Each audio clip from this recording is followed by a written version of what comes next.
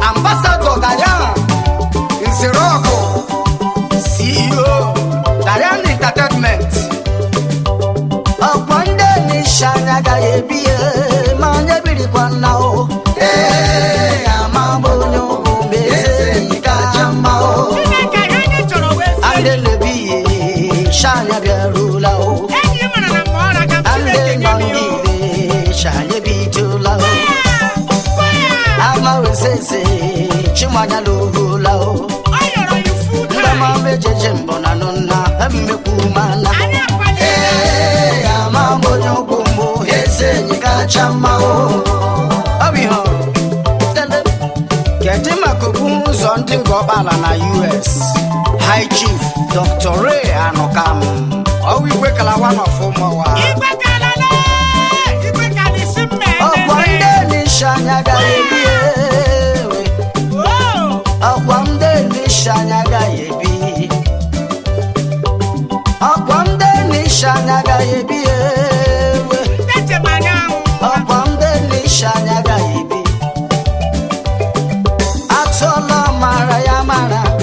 Atolo feke ye fere jema Oshineba, alandeba Osineba, alandeba Ande nebiye Anu metola muso shawum Nkomra na koko wambo Oye jishoge chahuka mao Ike di chindemle Anyamara shalao Amambo nyobu meze ikajamao Chief Reginald Yamate Chief Akaraka wano fungo amala Yagashie Ume wanne Ende nongi Gama biale rembo Mambe bijola Yamambo nyukum Eze nikachamao Eze nyayaka wanuma Wawe ya uhem jagaga Yamambo nyukum Eze nikachamao Nje Owi ho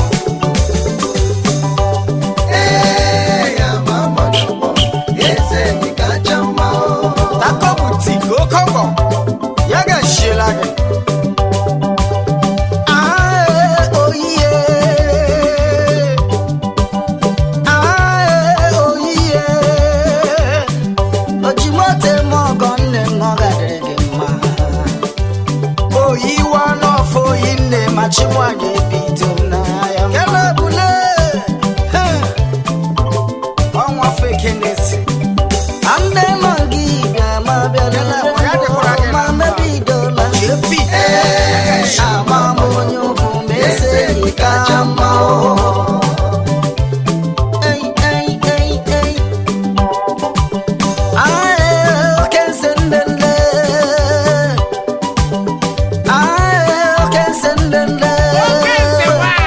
Okense buruburu ye Uche kerafo Obende jachimwanye bidola gaderege ma Ogranya chupu gosiri n'obi ka ọ gaderege ma Onye ọma mishimbe bole achimwanye bidola Chairman CEO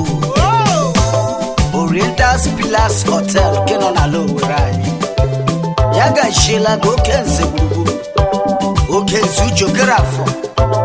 ọgaranya chukwu goziri n'obi keshia nyere ọha n'eze aka kedu maka ezi lọlọ ga-eso di eme lọlọ Edith oke nzu jokere afọ ya ga-eshiela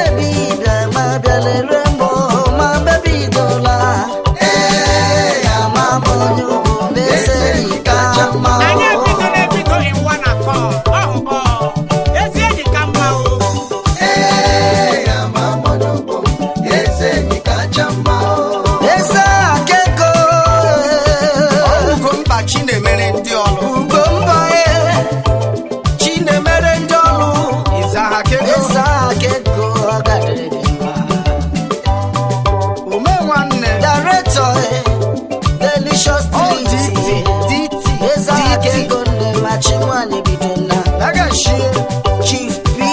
Ọgbara ọgadịrịgị mma eze aka ego nne m meji m ọnụ Ugomba Chinemere ndị ọlụ ọgadịrịgị mma o aya mma iti ya gachie bịa ma bịa lere m ma mebidola ama m eze ka kedu maka lọlọ Ugonze Ọgbara Osojeme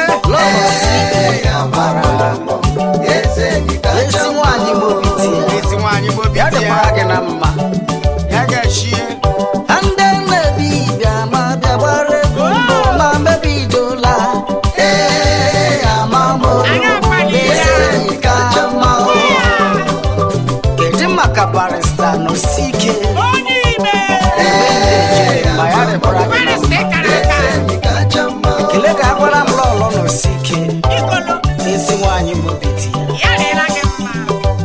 bịa ma bịa lere m ma mebidola ama m onye ugwu eze ka mma ndị nebile shana bịarula ndị nọ gị ihe anyị bidola chimanebidola ama m onye ugwu eze ka mma kedu maka nwoke ọma Prince Emeka Onyeisi onwe nwanne ndị mmebi bịa ma bịalere m ma mebidola ama m onye ugwu eze ka mma oke iwe ọha bịa ma bịa gbara egwu ma meberi mana bụ ụwa ama m onye ugwu eze ka mma ọchịfụmudo na ma Igbo